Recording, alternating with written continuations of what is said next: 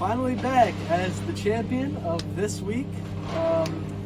Right now, we don't know where my chain is for winning, but I'm thinking one of these two. Maybe hit it somewhere. Don't know. There's no proof of a victory. We've been looking for it, but hopefully allegedly an alleged win. Hopefully next week, when I win the chain again, we'll have it back for the dumpster video. But yeah, big headline this week: $10 nickel. We'll have Alex get right into it. Yep. So like you guys know, in our past couple dumpster videos, we were talking about just nickel being over or under $9, but had a big jump recently. I think a lot of people are interested in what it will do to the electric vehicle space. So we're doing $10 nickel right now. It actually was above this morning, up to like 10.27. So wow, yeah, it's crazy. It is nuts. And as you can see, first topic, we're all on the train. Yes. A lot of this, I have to feel, a lot of this is the Elon Musk buying the mine. To secure his nickel. Big move. But last month, if you remember, we talked about the elements that are definitely in deficit with the green economy.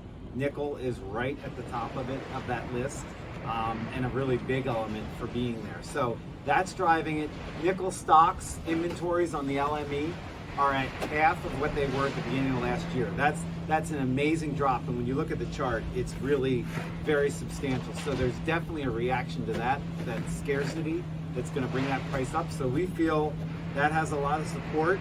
It's amazing to think in a month we're talking about a benchmark that's $1 higher. We're not used to those trends. But guys, I do want to take you back to 07 when you were in kindergarten, learning colors. Around 5 or 6? Yeah, when you were learning colors and maybe the beginnings of numbers and tying shoes. Did you wear Velcro? I think I was a Velcro. You definitely had to be a Velcro. So it took me a while. Nickel was at $25. So the scary thing is, nickel right now, we're so excited about 10. It's at 40% of its all-time high.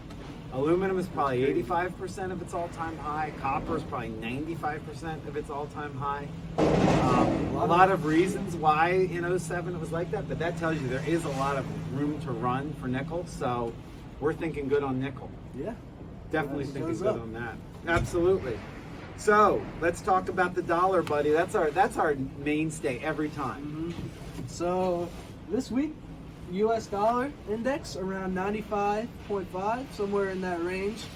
Our benchmark we set, $96, and I'm actually thinking it's going to go down, but everyone is except me.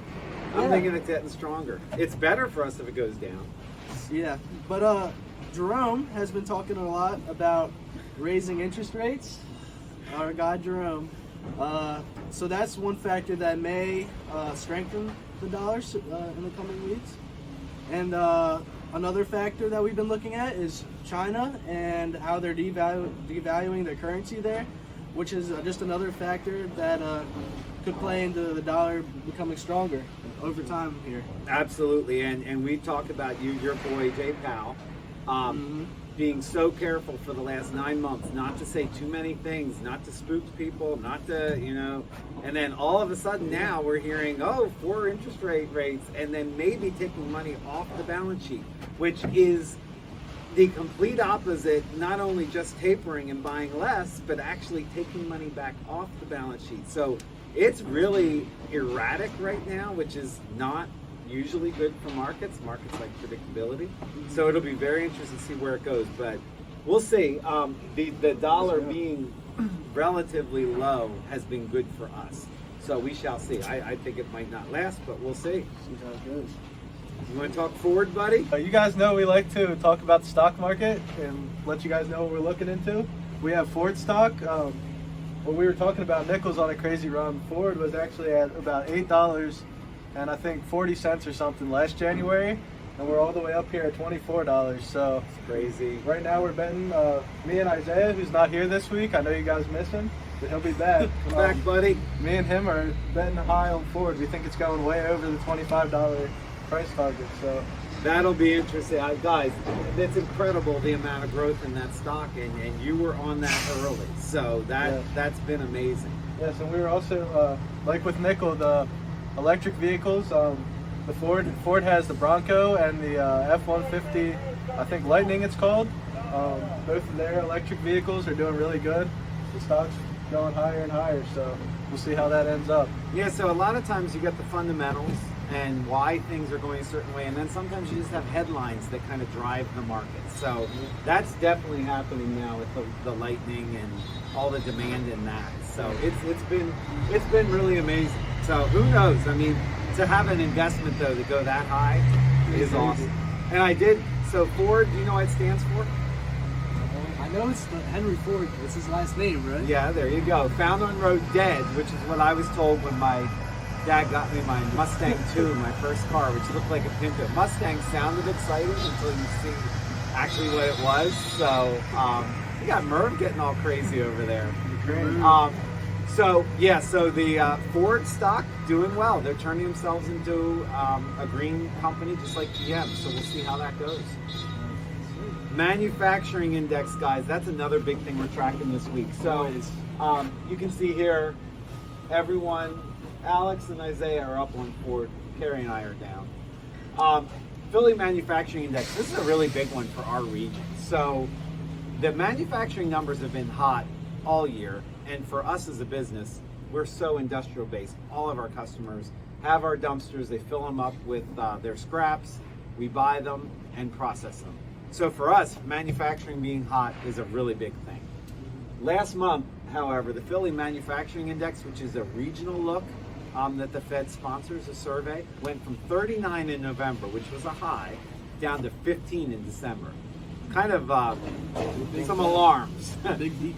So next week, we're going to see what the January number is. We said 18 is a benchmark. Isaiah is going down from there. It better not be. We're hoping up. But seriously, that was a big difference. So for us to see what's going on in this Philly region will be very big. So the last category, the only one you two want to talk about this week with your little yellow crying towel. Go ahead. So we got Big Ben versus Patrick Mahomes in the wild card game. I think we all chose Big Ben to lead us to victory here. Oh yes, I even threw in an okay, I'll go with you. We got to root for the underdog. Got to root for the underdog and my guys' team. So and Yes. my whole family, they all love Pittsburgh. Oh yeah. I'm the outlier. Steelers barely got in there this Sunday. Back then. And we got very lucky with Trevor Lawrence and the Jaguars. But somehow we got in, and Well, since the Colts threw the game for you, congratulations.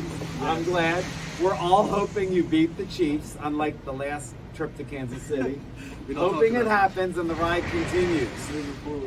Which is all good, but this hype around Ben, I know he's great. I'm not sure he's the greatest of all time, Top boys. 10. Okay, that's a back off from Top what 10. you were talking yesterday. But the comparisons, I pulled up a comparison to John Elway, who I feel is the standard. But as I actually looked at the numbers, my argument was dwindling because Ben has better stats in everything. But I think Elway, just style points and, who he was, the ball he threw, the way he ran, and wasn't a big statue in the backfield. I think Elway is still better than Ben. However, I know we have differences of opinion. So give me your top 10 moments. So Loudly. for me, it's the immaculate. I know it's not the immaculate. No, that's the other. different- The different- first fluke that your franchise That's had. a different Steelers Oh one. my gosh! But in the Super Bowl with the Cardinals, when Big Ben hit Santonio Holmes in the back of the end zone with about 3 people on him, I think, to win the game, to win the Impressive. Super Bowl. Pinpoint accuracy, couldn't have asked for a better pass, in my opinion. Right. And that's my favorite Big Ben moment throughout his career. I think Alex has one. Carrie reminded me of one. Ben against the Colts, game-winning tackle against, I guess Jerome Bettis fumbled the ball. Big Ben with the tackle saved it. We won the Super Bowl that year. So Yes, just another great. so Big many, Ben. so many moments. I hope you guys get another one. Although, like I often say, if it's a real memory, everyone should know by a couple words. The drive. All you say is Elway, the drive, and that kind of sums it up. I'm not sure I've heard the words for Ben other than nice thrown ball that was an amazing catch, but that's all good. The result mattered. As I seem to recall, Big Ben actually had a game-winning drive the past game we played actually against the Ravens. Yes, yes. I think he's had. He's had more than Elway. Yes, I'm 56 well aware. game-winning Yes, drives or yes, something? yes. Numbers wise, yes, I'm still not in on this. Greatest of all time, and or whatever, or yeah. Well, you're not even. You I'd ratcheted say down top on 10, that. top 10. Top 10, definitely. We can It's go there. respectable. So let's wrap it up. Go Steelers. Go Nickel. Steelers. Right? Yes. And go forward, Alex, for your investment purposes. Let's go. All right, guys. We'll see you next week. We'll see if we can get Carrie a prize. He's like the little child who won his prize at the carnival, but doesn't Hopefully I have have it. his stuffed animal yet. So we're gonna find something fitting for him, and hopefully he can keep I'm it. ready for it. I'm ready. All right. Well, have a good week, guys. Thanks for Take watching, care. guys.